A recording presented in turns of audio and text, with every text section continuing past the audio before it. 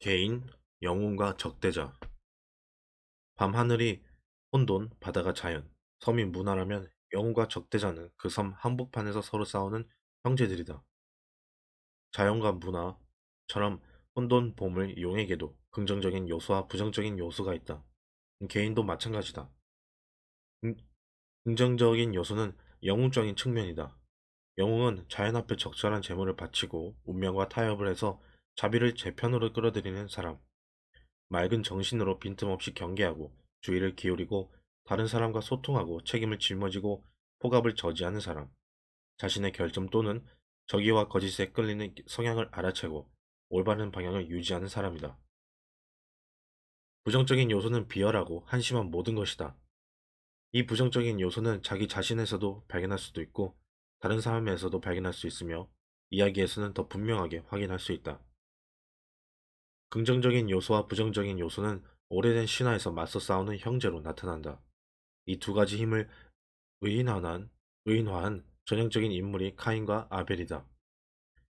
이는 1차원적인 표현이고 훨씬 더 깊은 차원에서는 그리스도와 사탄으로 나타난다. 어쨌든 카인과 아벨은 인간이 아닌가.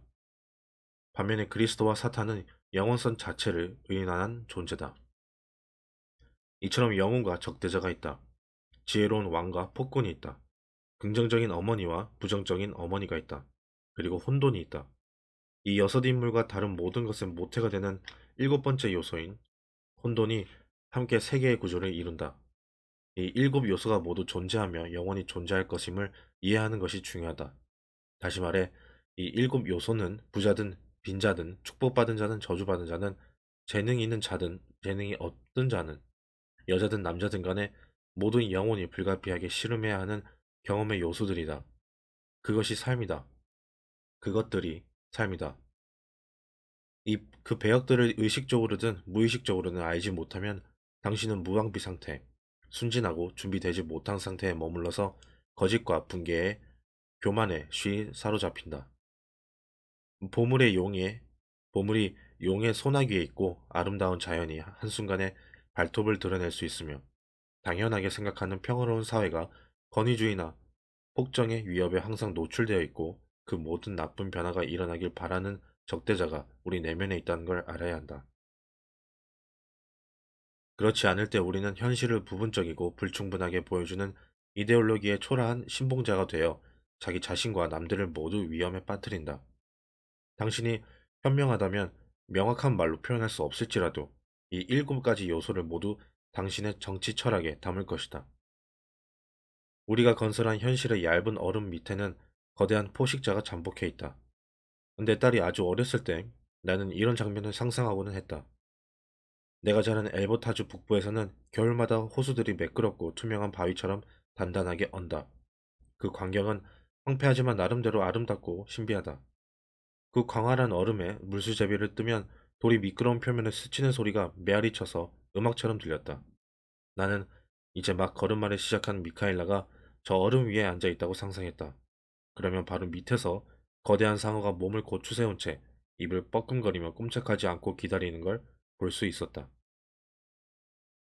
이것은 목숨이 달린 문제다. 상어는 우리가 힘들게 얻은 확실성을 파괴하는 순수한 혼돈이다.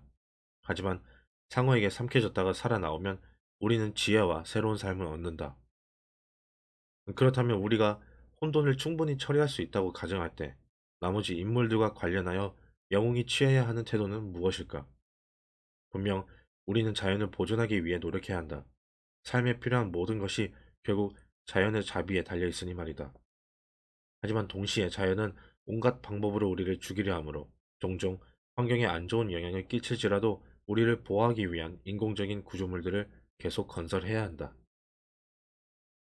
우리는 이 사실을 진지하게 여기고 받아들일 필요가 있다. 문화도 비슷하다. 우리는 조상들이 비싼 대가를 치르고 우리에게 물려준 지혜와 사회구조에 100번 감사해야 한다. 하지만 그렇다고 해서 그 혜택이 공평하게 분배되고 있다는 말은 절대 아니다. 자연의 혜택이 공평하게 분배되지 않는 것처럼 사회적 혜택의 분배도 공평하지 않고 앞으로도 영원히 그럴 것이다. 또한 그렇게 감사한다고 해서 사회구조를 맹신하는 눈먼 낙관주의를 정당화해서는 안 된다.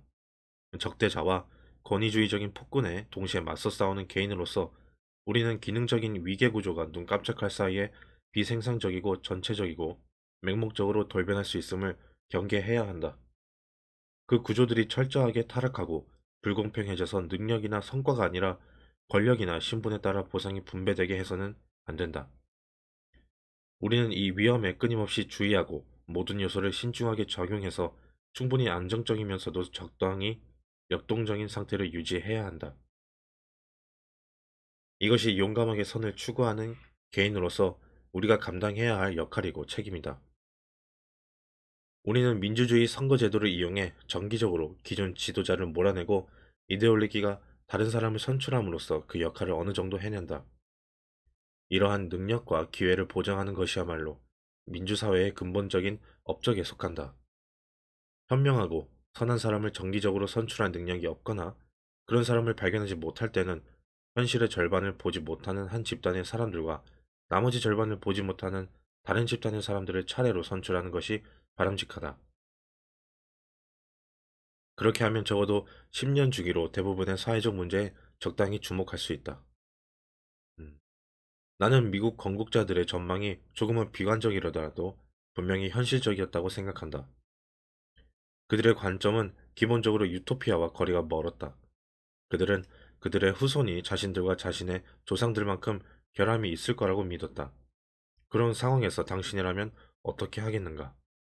당신이 이데올로기에 눈이 멀지 않았고 일곱 요소로 이루어진 세계를 명확하게 이해하고 있다면 아마도 인류가 무한히 완벽해질 수 있다고 기대하지 않을 것이며 우리의 구조를 도달할 수 없는 이상적인 수준으로 끌고 가지도 않을 것이다. 대신 우리와 똑같은 죄인들이 반쯤 눈이 멀고 붕괴하더라도 영구적이고 심대한 손상을 입힐 수 없는 구조를 설계하고자 할 것이다. 나는 그 전망에 담긴 지혜를 믿으며 세계는 그런 식으로 봐야 한다고 생각한다. 너무 거창한 사람이 되지는 말자. 우리는 평화, 안전, 자유, 그리고 점진적 개선을 허락하는 구조를 설계할 수 있다. 이렇게 할 수만 있어도 그 자체로 기적이다. 개인과 사회와 자연이 동시에 모두 좋아질 수 있다는 말을 들을 때 우리는 정신을 바짝 차리고 의심해야 한다. 특히 우리 자신의 내재적, 개인적 선의의 결과로 그런 개선을 이룰 수 있다고 한다면 더욱 의심해야 한다.